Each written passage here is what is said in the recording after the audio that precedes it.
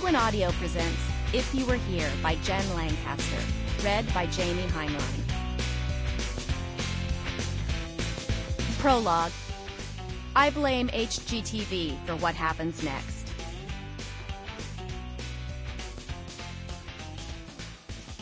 Chapter 1. There's something about Ornestega. No. Oh, hell no!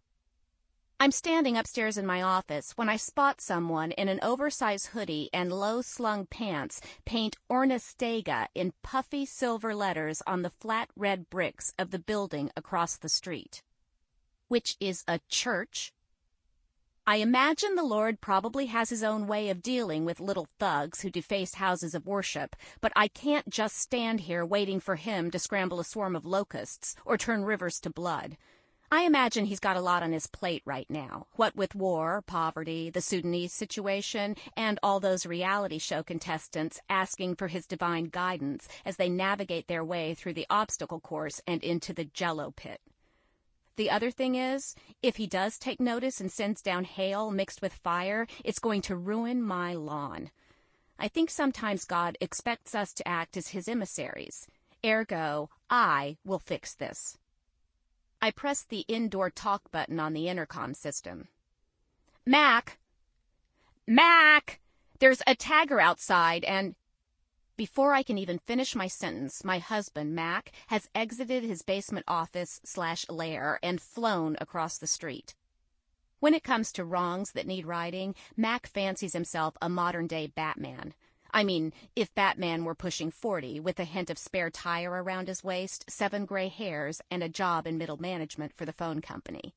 The truth is, he's more like Dilbert, only with a fully stocked arsenal.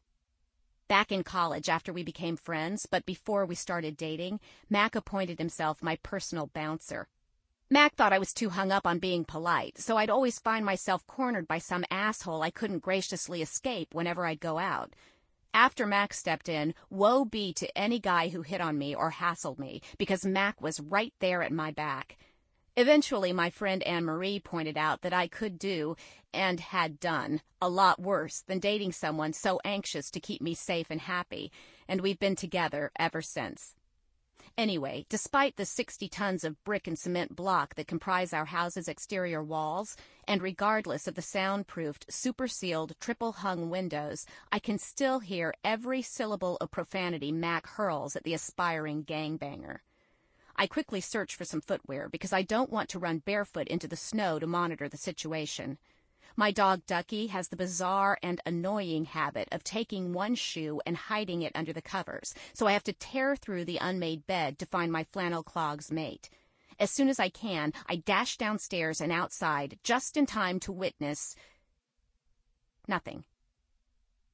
Mac's cheeks are flushed, and he can't suppress his smile. I've never met anyone who enjoys an altercation as much as this man.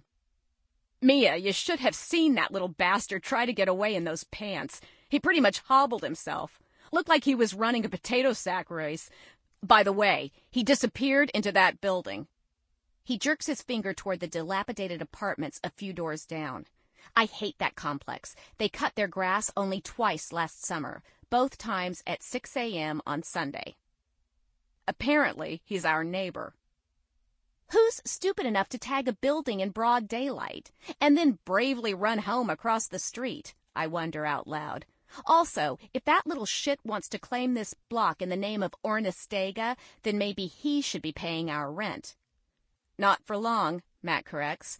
Pretty soon he can pay our property taxes. Hey, Ornestega, he shouts in the direction of the 6th flat. You owe us $12,000. Mac and I are in the process of buying our house. Rather, we've started the process. We're currently waiting for the results of our appraisal so we can write a formal offer. We moved into this neighborhood a year and a half ago. Originally, our plan was to get out of the city of Chicago and into the suburbs. Honestly, I've been dreaming of the bucolic towns ringing the north side of Chicago ever since I started watching John Hughes movies on VHS with my older sister, Jessica. I grew up in one of the bleak... Sample complete. Ready to continue?